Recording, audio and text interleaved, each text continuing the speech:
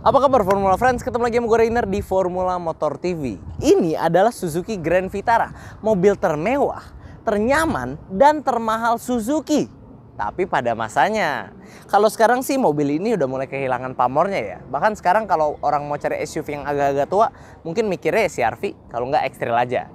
Nah, tapi nggak bisa dipungkiri, karena dulu mobil ini laris manis banget, sekarang masih punya banyak fansnya. Makanya kami penasaran gimana sih rasa berkendara dari mobil termahal dan kasta tertingginya Suzuki Indonesia. Untuk itu, mari kita test drive.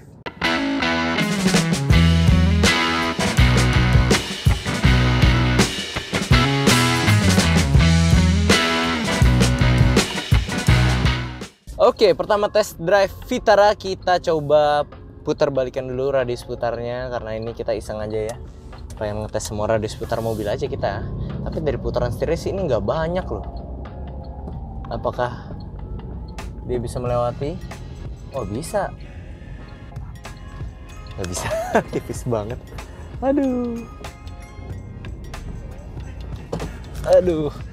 Oke, ya kira-kira gitu ya. Sebenarnya kurang lebih sama lah sama SUV di kelasnya ya. Kedua kita tes ke kekedapan kabinnya. Kalau kemarin si RV itu kalau nggak salah 6669 ya kayaknya ya. Nah kalau si Vitara berapa, ini posisi jalanan macet, samping kiri kita ini kontainer lalu lalang. Mati, bentar.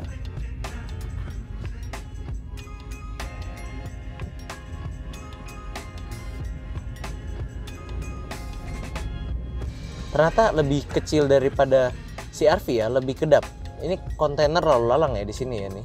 Ini kiri tuh motor. Tuh. Masih lebih kecil ternyata, masih lebih kedap dibanding si RV. Sebenarnya nggak heran karena salah satu faktor menarik mobil ini adalah dia bukan rakitan lokal tapi full bulat-bulat diimpor dari Jepang. Itu dia. Nah sekarang sebelum kita bahas rasa berkendara mobil ini lebih lanjut, kayaknya kita enaknya senggol dulu fiturnya ya, karena ini adalah mobil yang cukup jarang ada di Formula Motor. Nah untuk fitur hiburan, mobil ini karena ini yang Vitara facelift 2012, kali ini nuansa interiornya berubah dari yang sebelumnya terang jadi lebih dominan gelap, dominan hitam, jadi kesannya lebih kakah, lebih SUV asli ya, gagah gitu. Nah terus juga dia sudah dilengkapi dengan head unit terbaru, head unit dengan layar sentuh tentunya, bisa Bluetooth, CD, radio dan lain-lain. Dan tapi ini yang menariknya, dia desainnya bukan aftermarket kayak di kompetitornya ya, jadi terkesan lebih premium. Lalu bagian bawahnya ini AC sudah digital, jadi tampilannya lebih modern, lebih up to date. Lalu di setirnya memang belum ada pedal shift, tapi zaman itu memang belum ada pedal shift. Tapi setidaknya kita sudah dapat audio steering switch untuk ganti-ganti volume dan saluran radio. Kalau untuk nyalain mobil sendiri di sini dia sudah bukan pakai kunci colok lagi ya. Memang belum start stop, tapi ini yang kuncinya tuh cuman begini aja bentuknya. Mana nih? Tuh. Ya hampir-hampir mirip start stop, cuman ini kalian putar juga sih. Tapi ya setidaknya lebih canggih lah daripada yang kunci colok. Ada tombol electric retract mirror juga untuk perlipatan elektrik. Lalu di sini ada tombol AT Power. Nah, ini adalah tombol untuk kalian menambahkan tenaga ketika kalian mungkin lagi di tanjakan atau di mana gitu ya. Nah untuk fitur hiburan itu saja. Kalau fitur keselamatannya, mobil ini sudah dilengkapi dengan dual airbag untuk penumpang depan, pengeremannya sudah lengkap, ABS, EBD bahkan sampai BA, dan juga dia ada side impact beam. Dan di sistem keselamatan aktifnya itu dia dilengkapi dengan rangka tech body dari Suzuki. Kita pernah jelasin di video-video mobil Suzuki sebelumnya juga. Dan dia sudah ada crumple zone. Nah mobil ini sebenarnya walaupun terkesan standar, tapi build quality-nya kalian jangan anggap remeh. Karena mobil ini seperti yang gue udah bilang tadi, ini adalah CBU langsung dari Jepang. Jadi soal kualitas itu gak ada yang disunat-sunat. Makanya gak heran mobil ini di Eropa mendapatkan Euro NCAP itu bintang 5 keselamatannya. Karena ya statusnya CBU, build quality-nya CBU pula dan dari Jepang langsung.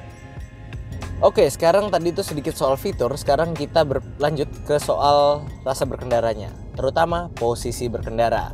Karena ini adalah pilihan yang belakangan ini udah lebih jarang daripada CR-V kodok mungkin atau X-Trail kotak itu ya. Kalau posisi berkendara sendiri ini cukup enak sebenarnya, cukup nyaman. Ini ada armrest di sini yang bisa di adjust maju mundur, jadi pas nyampe ke tangan. Di sini juga ada posisi jok ini naik turun, maju mundur dan rebahnya bisa diatur. Cuman sayangnya setir di sini tuh belum bisa teleskopik. Nah, jadi baru tilt aja nih. agak terbatas di situ sih, tapi untungnya dengan postur tubuh gue di sini kalau kita mundurin lagi ya masih pas-pas aja sih, dan gue rasa ini harusnya posisi berkendara yang disetel Suzuki begini mengakomodir sebagian besar manusia-manusia yang akan memiliki mobil ini, walaupun memang tetap ada terbatasannya karena dia tidak bisa teleskopik setirnya. Setelah posisi berkendara, sekarang kita coba suspensinya, karena ini adalah salah satu yang paling menarik di mobil ini ya. Kita tahu CR-V kodok, kalau Vitara gimana? Kita coba di kecepatan 40. Oke, empuk. Kita hajar di kecepatan 60. Coba nih speed bump kita hajar ya. Oke, masih empuk juga. Lumayan enak lah. Coba kita pelanin ya. Kecepatan 20. Oke, lebih lembut lagi. Kalau makin pelan dia makin terasa lembut, makin terasa ngayun suspensinya. Ya, suspensi nyaman sih. Apakah lebih nyaman dari CR-V? Mungkin beda tipis ya, beda tipis.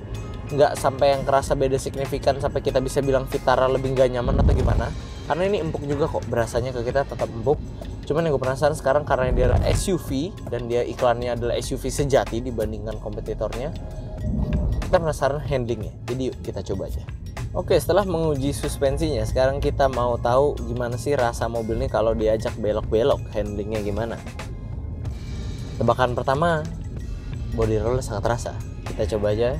Oke. Pengendaliannya nggak terlalu direct ya. Iya. Bukan pengendalian yang terbaik di kelasnya. Body roll sangat terasa. Limbung. Oke, sangat limbung. Mungkin karena suspensinya yang tadi sangat empuk ya. Jadi handlingnya berasa limbung. Secara pengendalian dia bukan yang terbaik lagi-lagi ya, harus dibilang. Tapi ya namanya SUV, dia dan ground clearance dia cukup tinggi ya di kelasnya. Jadi wajar aja, walaupun ya sekali lagi limbung. Tapi ya untuk pengendalian sehari-hari yang memang bukan diperuntukkan untuk kenceng-kenceng atau gimana-gimana ya, memang lebih baik kita dapat suspensi yang empuk sih daripada handling yang enak ya. Mobil yang memiliki tampilan yang gagah ini ternyata juga dibekali dengan mesin yang gagah pula. Berkodekan J24B, mesin 2400 cc milik Suzuki ini mampu menyemburkan tenaga sebesar 168 HP pada putaran 6000 rpm dan torsi maksimal hingga 227 Nm pada putaran 3800 rpm. Tenaga ini disalurkan ke penggerak roda belakang melalui transmisi otomatis konvensional 4 percepatan. Dari yang kita cari-cari, kalau dari info yang beredar itu Suzuki Grand Vitara konsumsi dalam kotanya itu bisa 8 km per liter. Tapi ternyata mungkin kaki saya sudah sekolah, kalau kita muter-muter selama 20 menit lebih masuk ke daerah sini perumahan, kita dapat angka konsumsi 10 km per liter. Itu tentunya merupakan angka yang terbilang cukup irit.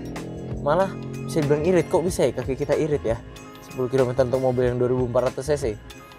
Ini berarti luar kotanya sudah bisa dikonfirmasi bisa 12 mungkin, atau pasti lebih, atau mungkin 14 km per liter lah. Tapi selisihnya nggak mungkin jauh-jauh karena transmisinya dia otomatis konvensional bukan CVT. Jadi selisihnya nggak bakal jauh dalam kota ataupun luar kota. Tapi setidaknya kalian tahu kalau penggunaan kira-kira ya tadi kita lihat yang kemacetan dikit doang dan rata-rata kecepatan mungkin 40, nggak nyampe mungkin. Itu ya 10 km per liter. Cukup irit lah. Jika kita perhatikan, dapur pacu dari Suzuki Grand Vitara ini bisa menjadi daya tarik tersendiri yang dimiliki mobil ini. Memang kalau di atas kertas kita bisa melihat tenaga yang dihasilkan oleh mesin ini bisa dibilang tidak lebih baik daripada kompetitornya, atau bisa dibilang kalah tipis lah. Tapi setidaknya kekalahan itu seperti terbayarkan dengan mesinnya yang didukung penggerak roda belakang. Kalian betul banget. Tidak hanya menjadi satu-satunya SUV di kelas yang make ban serep model Konde, si Vitara ini juga menjadi satu-satu SUV di kelasnya yang menggunakan penggerak roda belakang. Jadi kalau ada orang yang bilang mesin ini bandel, tangguh, percayalah, mereka itu nggak bohong. Karena memang benar, mesin ini sangat bisa kalian andalkan untuk bawa ke berbagai medan sekalipun yang mungkin belum tentu bisa dilewati oleh kompetitornya yang pada penggerak depan. Makanya kekurangan yang dimiliki mesin ini seperti terbayarkan gitu loh dengan hadirnya penggerak belakang pada mobil ini.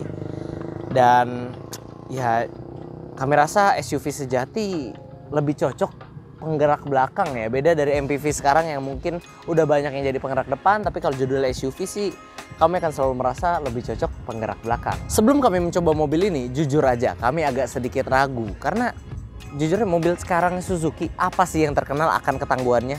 Kebanyakan pasti ya cocoknya dipakai di perkotaan aja, yang sebenarnya nggak salah juga sih. Tapi setelah kami mencoba Vitara ini, kami baru tahu ternyata Suzuki aslinya tuh begini.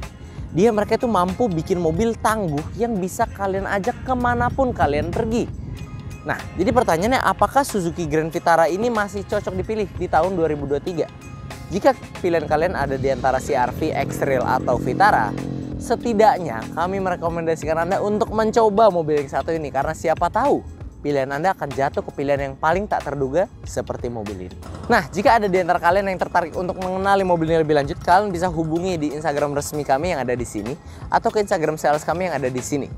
Nah, buat kalian yang mau cek mobil second berkualitas lainnya, kalian bisa kunjungi website kami di www.mobstripcars.com dan jangan lupa juga follow TikTok kami di @formula_motor.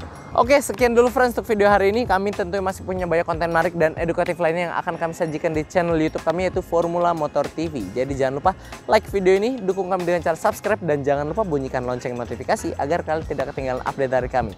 Pada akhirnya gue Rainer pamit undur diri dulu, sampai ketemu di video selanjutnya.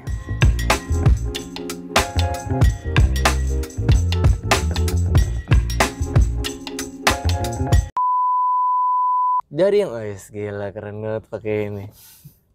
Pamer dikit. Jika ada di antara kalian yang tertarik untuk mengenal mobil ini, kalian bisa kunjungi web Oh ya, dukung kami dengan cara subscribe dan jangan bunyikan lonceng notifikasi. Kok jangan bunyikan?